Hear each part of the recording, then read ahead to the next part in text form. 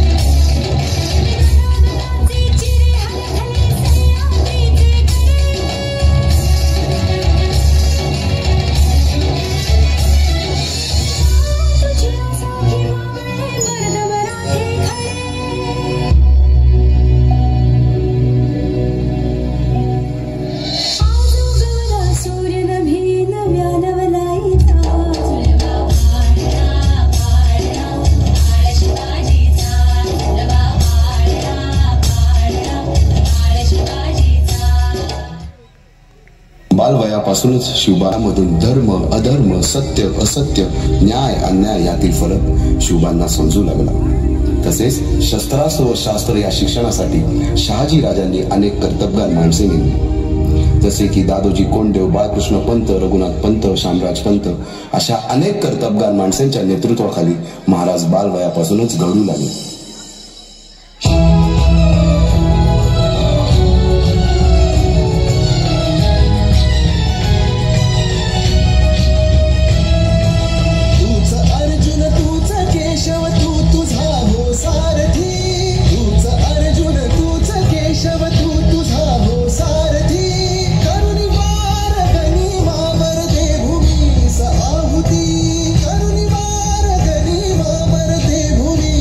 Oh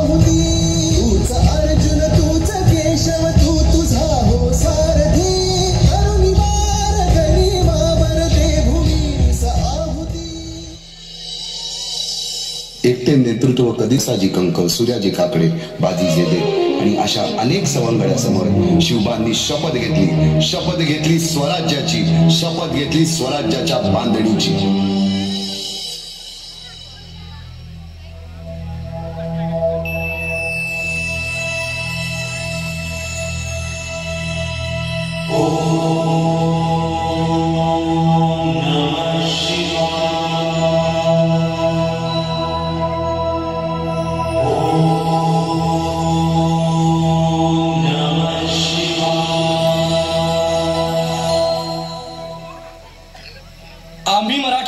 आम्ही मराठे यवनांची पीडा नष्ट करण्यासाठी हिंदवी स्वराज्य स्थापन करीत आहोत. यवनांची पीडा नष्ट करण्यासाठी हिंदवी स्वराज्य स्थापन करीत आहोत.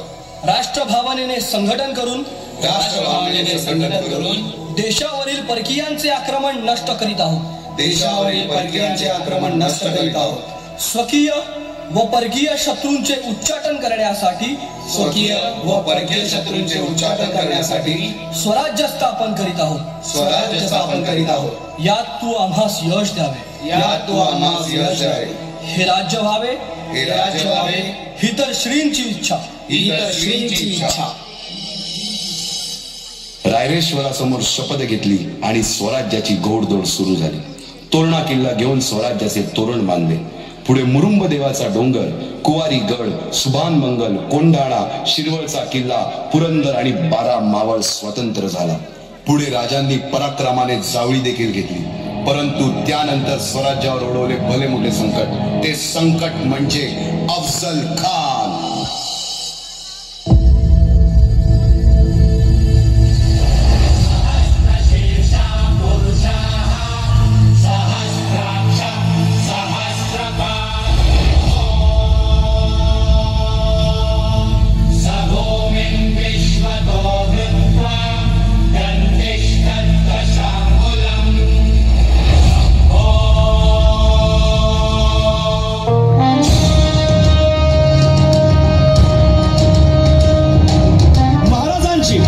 शिवाजी महाराजांची कीर्ती बेफाम होती. महाराजांची कीर्ती बेफाम, भोल्या भोल्यांना फुटला घाम. याला कोण घालील यस्सेने दरबारी पुस्ती बेगम. बडी बेगम म्हणजे अली आदिलशाह कार साऱ्यांनीच मानली हार. इतक्यात अचानक एक सरदार उठला, बोलला, हम लाएंगे शिवाजी को. आणि त्यानं विडा उचलला.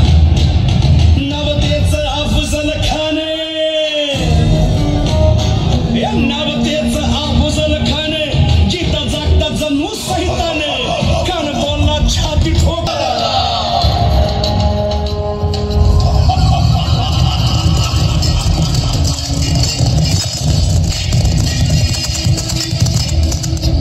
आता शिवबाचं काही खरं नाही. इकडं निजाम, तिकडं मोगल, पलीकडं इंग्रज. जो तो हेच बोलू लागला. महाराज, आपला जीव मोलाचा आहे. खानाचं सैन्य अफाट आहे. त्याच्यासमोर आपला टिकाव लागणं अवघड आहे. काही दिवसांसाठी आपण कुठेतरी अज्ञातस्थळी निघून जा. काय म्हणालात रायबा? मासाहेब, आम्हाला आमच्या जीवाची पर्वा नाही. राजांचा जीव वाचणं गरजेचं आहे. रायबा, शिवबा केवळ आमचा पुत्र नाही, तर अवघ्या मराठी जनांचा स्वाभिमान आहे. या मातेने आपला पुत्र गमावला तरी 72, परंतु भ्याडपणे पळून जाऊन या मराठी मुलखाचा स्वाभिमान गमावता कामा नये. अशा वाघिणीचा त्याग छावा. बाळासाहेब, आपला पुत्र आणि मराठी मुलखाचा स्वाभिमान विजयी टिळा लावूनच परत. अशा वाघिणीचा त्याग छावा. गनिमाला कसा ठेचावा, डोक्यात नेहमी कावा. भेटीचा भांड सांगावा. खानाच्या भेटीसाठी महाराजांना एक शानदार शामियाना उभारला होता. आणि अशा या शामियान्यात खान दौलत दुलेला, खान दौलत दुलेला. सय्यद बंडा त्याच्या संगतीला, सय्यद बंडा त्याच्या संगतीला. शिवबाच्या संगती महारा. राजाला पाहून खान म्हणतो कसा,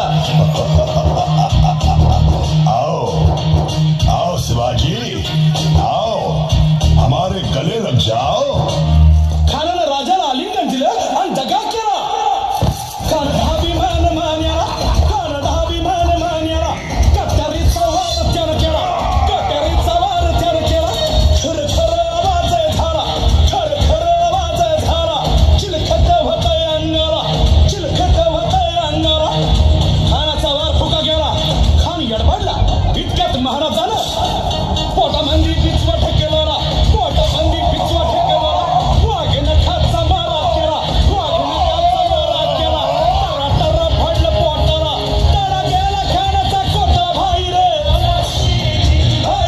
आला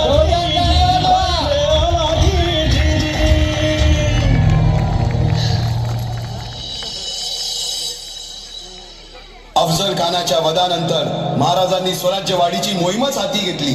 पाता पाता पन्हाळ्यापर्यंतचा प्रदेश जिंकून घेतला, कोकणही ताब्यात घेतले. सर्वत्र फक्त विजयच विजय दिसू लागला. हिंदवी स्वराज्य वाढू लागले. अशा या वाढत्या हिंदवी स्वराज्यावरती संकटे येतच होती. पुढे स्वराज्यावर संकट आले ते म्हणजे सिद्धीचे, सिद्धी जोहरचे. सिद्धीने सुमारे 4 महिन्यापेक्षा जास्त पन्हाळ्याला वेढा घातला. या वेड्यातून महाराजांना सुटकेसाठी बाजीप्रभू देशपांडे, शिवा काशीद व अनेक बांधलांनी पराक्रमाची शिकस्त दिली.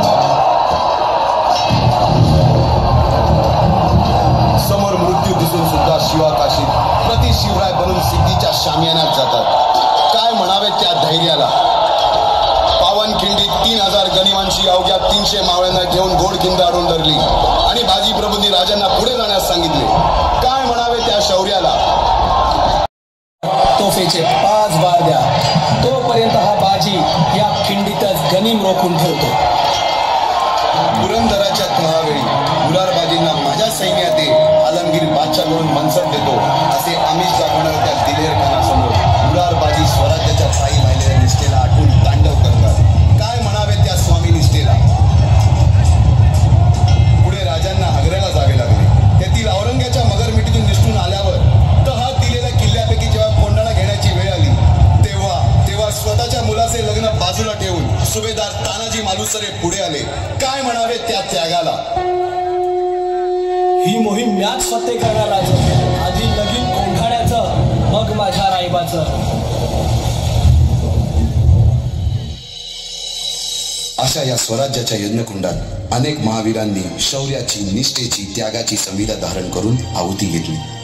अशा कित्येक महावीरांनी पराक्रमाची पराकाष्ठा करत स्वराज्याचे एक एक दगड, चिऱ्या, पायऱ्या बसवल्या, घडवल्या. एक एक बुरुज बांधला गेला आणि आता वेळ आली त्या बांधलेल्या भक्कम गडावर विजयश्री धारण केलेला भगवा ध्वज चढवण्याची, म्हणजेच आपल्या महाराजांच्या, शिवरायांच्या राज्याभिषेकाची.